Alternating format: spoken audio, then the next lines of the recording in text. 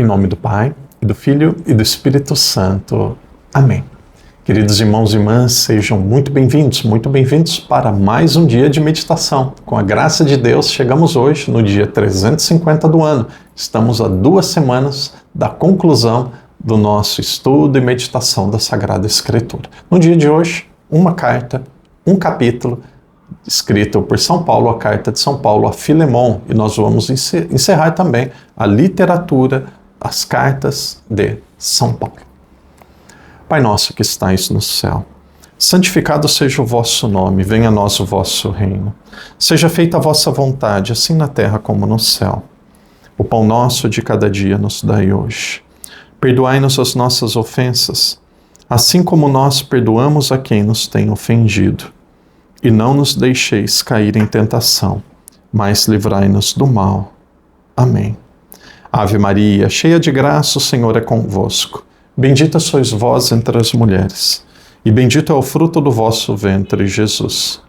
Santa Maria, Mãe de Deus, rogai por nós, pecadores, agora e na hora de nossa morte. Amém. Glória ao Pai, ao Filho e ao Espírito Santo, como era no princípio, agora e sempre. Amém. Queridos irmãos e irmãs, sejam muito bem-vindos para mais um dia de meditação. Hoje é o dia de número 350. No dia de hoje, nós vamos encerrar as cartas escritas por São Paulo e nós vamos, a partir de amanhã, fazer um breve resumo daquilo que é a carta de São Paulo aos Hebreus. Na verdade, não é a carta de São Paulo, muitos dizem carta de São Paulo aos Hebreus. Tem gente que diz não é carta, não é de São Paulo e não é aos Hebreus. Possivelmente é aos Hebreus, e ali é um estilo talvez mais de uma homilia, de uma formação, de uma aula. Então é um texto muito especial que nós já tivemos oportunidade de meditar mais no começo do ano, porque essa carta aos Hebreus é como se fosse uma grande explicação, é como se fosse a atualização daquilo que foi apresentado na Antiga Aliança com uma necessidade de sacrifício. Na Antiga Aliança, no Antigo Testamento, quando as pessoas pecavam, era preciso que se oferecesse um animal como se fosse um meio de reconciliação com Deus. E aí vem Cristo e diz assim, não precisa mais oferecer sacrifício nenhum. Eu mesmo fiz o meu sacrifício, me sacrifico por vocês. É uma carta belíssima, nós vamos resumi-la. Nós estudamos a carta aos Hebreus, se não me engano, em 4 ou 5 dias, e nós vamos ter a oportunidade amanhã de resumi-la, de retomar os pontos principais. Então hoje nós estamos encerrando a literatura paulina. Nós temos a carta de São Paulo a Filemon. Se você tem a Bíblia, se você tem um caderno, se você tem o seu material de anotação, nós vamos escrever aqui alguns tópicos, alguns pontos antes da meditação de hoje. Então essa carta, ela é atribuída desde o início a São Paulo, isso daqui não se questiona. O que é questionável é onde ele estava. Provavelmente foi um período que São Paulo ele estava no cativeiro, alguns dizem que foi o período que ele estava em Roma. E o contexto dessa carta, ela é endereçada a Filemon. Filemon era um grande cristão e um grande líder da comunidade, a comunidade dos Colossenses, a comunidade que estava em Colossos. São Paulo escreve aos Colossenses, e aqui havia um grande líder naquela comunidade, chamado Filemon. Então, essa carta ela é endereçada a este grande líder. E o assunto principal gira em torno de Onésimo. Quem que é Onésimo? Era um escravo, que no começo era pagão, ficou prisioneiro, possivelmente porque ele tinha cometido um roubo na casa ali de Filemon. Então, esse Onésimo, ele ficou preso na prisão, ele se encontra com São Paulo e ele acaba se convertendo. E aí, o nosso grande São Paulo, ele escreve a Filemon dizendo que era para perdoar Onésimo, que ele deveria ser tratado com todo respeito, e se ele tivesse cometido alguma injustiça, se tivesse pego, roubado alguma coisa, ele mesmo, Paulo, iria restituir. Então é uma carta que trata da restauração do relacionamento entre Filemon, que era o chefe, e Onésimo, que era o seu escravo. Os temas principais, eu acredito que existem 4 temas. Primeiro deles, como o padre acabou de dizer, nós temos aqui um relacionamento interpessoal, a importância da reconciliação e da restauração nos relacionamentos cristãos. Nós vamos ver ali no final da introdução do padre, aqui é como se fosse um grande tratado da importância da misericórdia, dos relacionamentos interpessoais entre os cristãos. Às vezes irmãos, pessoas de comunidade, tantos conflitos, tantas brigas. E aqui São Paulo, ele vai mostrar nessa carta que é muito breve, uma página, é como se fosse palavra tratado, talvez um pouco exagerado por um texto tão pequeno, mas aqui nós temos um texto que fala principalmente da importância de relacionamentos interpessoais na comunidade. O equilíbrio e a liberdade eu colocaria como uma segunda temática. Essa carta, ela desafia as normas sociais da escravidão, promovendo a dignidade e a liberdade do indivíduo em Cristo. Então ele não critica a escravidão em si, que era naturalmente, naquele período, uma norma cultural, até algo permitido pela lei, mas ele mostra que em Cristo todos nós temos dignidade e nós somos livres. São Paulo, ele não pode mudar a lei social, mas ele diz que em Cristo nós somos livres, em Cristo nós temos a mesma dignidade. Não cabe a São Paulo acabar com a escravidão, mas cabe a ele dizer que o escravo, ele deve ser tratado com dignidade e que ele foi libertado da maior de todas as escravidões, que é o pecado, que para Deus ele é livre. Outra temática, o amor cristão. Aqui existe uma ênfase no amor e na bondade como marca do comportamento de um cristão, comportamento de alguém que acredita em Cristo. O Filemon, que era um líder da comunidade lá dos Colossenses, ele, como um líder, como um cristão, deveria se comportar como tal, deveria se comportar e praticar o amor cristão. Por fim, nós temos o perdão e a aceitação, o chamado ao perdão e a aceitação de Onésimo como um irmão em Cristo, que São Paulo ele faz a Filemon, que era o proprietário daquele escravo. Nós temos algumas razões teológicas, aqui nós temos algumas questões, nós temos relacionado à igreja, a Cristo e a salvação. Quando nós falamos em igreja, tem um termo técnico que chama eclesiologia. Então, o que esta carta, ela fala em relação, o que ela tem a nos ensinar em relação à igreja? Ela diz que nós devemos acolher no nosso meio as pessoas, independente da sua classe social, do seu passado, se elas estão arrependidas, e todos somos partes do corpo de Cristo, desde que sejamos batizados e cristãos. Então a importância de acolhermos aqueles que são pecadores, acolhermos aqueles que falharam e principalmente estão arrependidos do seu pecado. Então São Paulo aqui ele mostra a importância da comunidade cristã acolher e não excluir. Cristologia, a transformação que a fé em Cristo traz na nossa vida, mudando relações e também a dinâmica do poder. Então São Paulo, a partir daquilo que Cristo realizou, que foi a libertação de todos nós, muda aqui também a dinâmica nos relacionamentos. Para Cristo não existe mais patrão, não existe mais escravo. Na sociedade continua existindo, mas para Cristo todos nós somos livres, todos nós somos irmãos, todos nós fomos transformados pela fé que ele nos trouxe. E aí nós temos também a soteriologia. Soteriologia significa salvação. O que nós podemos aprender em relação à salvação? A ideia que diante de Cristo todos nós somos iguais, todos nós fomos salvos através da salvação realizada por Cristo. Escravo, patrão e senhor devem ter relacionamento de amizade, relacionamentos cordiais. Por fim, o padre disse que era como se fosse um tratado. A palavra tratado é uma palavra exagerada, porque é um texto muito pequeno. Podemos dar o título aqui, obra-prima. Nós estamos diante de uma obra-prima do perdão e da reconciliação.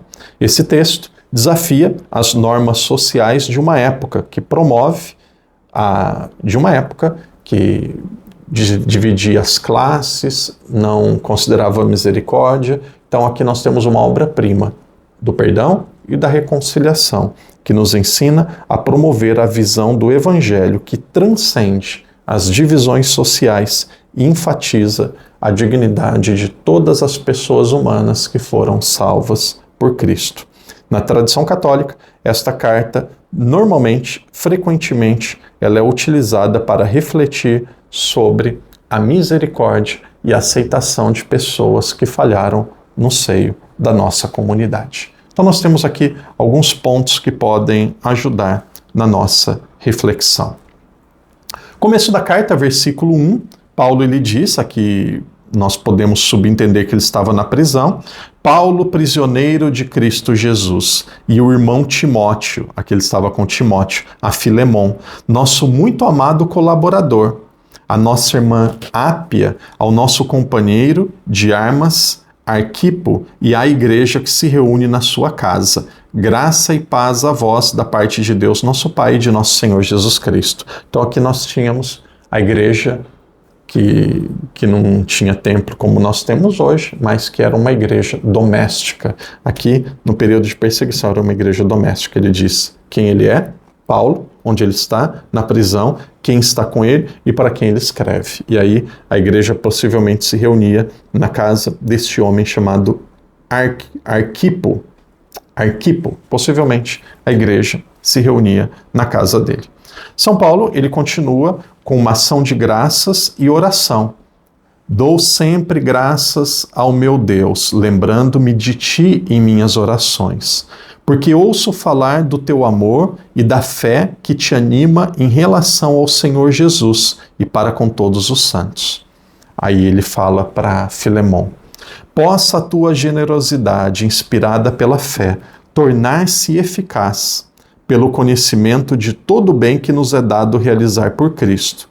De fato, tive grande alegria e consolação por causa do teu amor, pois graças a ti, irmão, foram reconfortados os corações dos santos. São Paulo começa com agradecimento e com elogios. Ele elogia Filemon e ele elogia toda aquela comunidade. E depois dos versículos 8 a 21 nós temos o corpo do texto. Aqui vem o pedido, aqui vem o coração da carta. Aqui é como se fosse o motivo principal que ele escreve. Aqui ele vai ao ponto.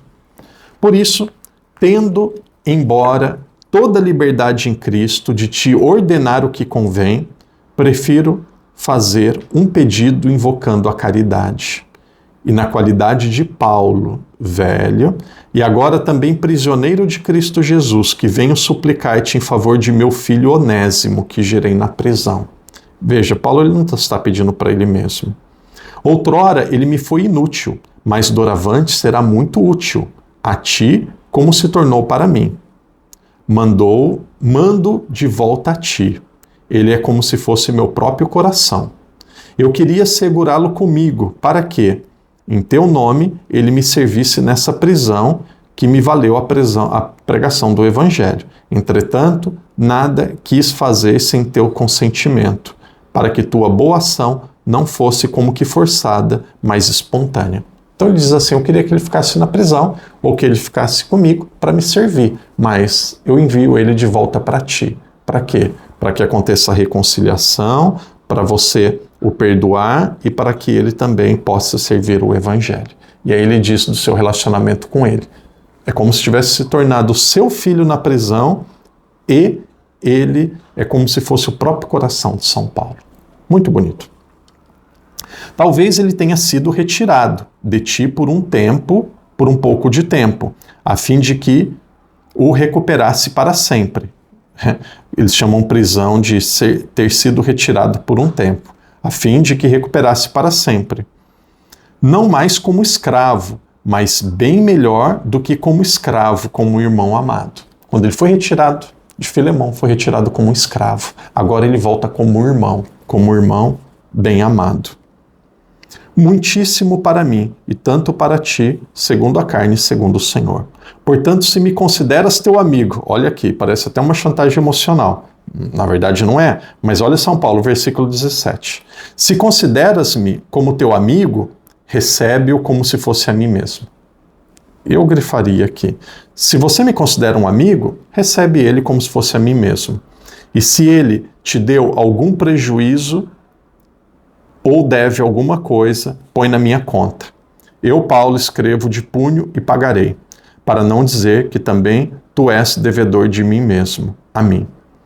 Sim, irmão, se quisera mesmo abusar da tua boa vontade no Senhor, dá este conforto a meu coração em Cristo. Sem querer te abusar, mas se você quer me dar uma alegria, um conforto, me dá esse conforto no coração de Cristo. Eu te escrevo certo da tua obediência. Olha, que Paulo era o líder da comunidade. Eu te escrevo, está acima dele, eu te escrevo certo da sua obediência e sabendo que farás ainda mais do que peço. São Paulo era muito claro, ele era muito direto, muito líder. Aqui não é dar ordens, é dar as instruções de forma correta e clara. Ao mesmo tempo, prepara-me também um alojamento. Não era só para acolher o escravo, não, é para acolher também Paulo. Ó, não é só acolher ele, não. Já prepara para mim também um alojamento, porque graças às vossas orações, espero que vos serei restituído. Ele não volta para Colossos. Saudações de Epáfras, meu companheiro de prisão em Cristo Jesus. De Marcos, olha São Marcos novamente. Aristarco, Demas e Lucas, meus colaboradores. Olha São Lucas aqui de novo, que seria evangelista depois. A graça do Senhor Jesus Cristo esteja com o vosso espírito. Então aqui nós temos uma obra-prima de reconciliação, uma obra-prima de perdão, uma obra-prima de liderança exercida com humildade, com clareza e com coragem. Esse foi São Paulo. Com isso, nós encerramos os textos, a literatura paulina. Irmão e irmã, que alegria conhecermos a palavra de Deus, que alegria conhecermos a Bíblia. Parabéns pela sua perseverança, parabéns pela sua fidelidade. Antes da bênção final, próximo ano, quem quiser, continua lendo a Bíblia, nós vamos lê-la em um ano. Quem preferir, curso de teologia para leigos. Aqueles que gostam mais das novenas ou quiserem continuar, continuem com as novenas, 30 dias. Nós temos uma programação muito dinâmica para o fortalecimento dos católicos. E aí um convite, aqui naturalmente um grupo menor, mas já temos um grupo considerável de pessoas. O padre vai acompanhar o grupo o tempo todo. O ano que vem nós vamos viver a Bíblia onde ela aconteceu, no Egito e na Terra Santa. Então, peregrinação, saída 10 de julho para o Egito e Israel. Nós vamos visitar todo Israel, tudo isso em 12 dias. Lá no Egito, no pé do Monte Sinai, onde fizeram um bezerro de ouro, nós vamos celebrar uma missa em reparação. E aí juntos nós vamos fazer a Via Sacra, subir e, se Deus quiser, entrarmos no Santo Sepulcro. Então, Egito, Terra Santa com o Padre Daniel, no próximo ano. Você é o convidado do Padre. Parabéns pela sua perseverança. Que Deus te abençoe e continue firme. Peço que aqueles que estão nos acompanhando e desejarem, façam uma contribuição para a TV Século XXI. O Padre não pede para mim, peço pela TV Século XXI, canal que abriu as portas para que católicos tivessem diariamente a oportunidade de ouvir, de rezar e de receber em casa Sagrada Escritura. Às vezes eu vejo tanto entretenimento, tantas coisas que não acrescentam quase nada, até em TV católica, muito bate-papo, muita conversa que a palavra não é fútil, mas que não agrega muita coisa. Agora, uma TV católica abrir para meditação da Bíblia, e um período, a TV normalmente é muito cara, então abrir um período aí de cerca de 25 minutos por dia é de grande valia. Aqui deve ser algo que merece o nosso elogio, que merece o nosso apoio. Nós temos o telefone da TV Século XXI. Peço a vocês duas coisas, que vocês escolham uma ou que façam as duas. Primeiro, liguem na TV Século XXI, elogiem a iniciativa de abrirem espaço na grade diária para que os católicos pudessem ter mais acesso e conhecimento à Bíblia. Elogiem a TV. E aqueles que puderem, ou se tornem sócios, uma contribuição por mês, ou se não, façam apenas uma doação. Penso que vale a pena, porque nós temos que estimular, valorizar e apoiar quem pensa como nós, quem está no caminho correto. Então o Padre pede hoje, pela TV século XXI. Irmão e irmã, que Deus te abençoe, que Deus te proteja. Parabéns pela sua perseverança. E até amanhã, se Deus quiser. Em nome do Pai, do Filho, do Espírito Santo. Amém.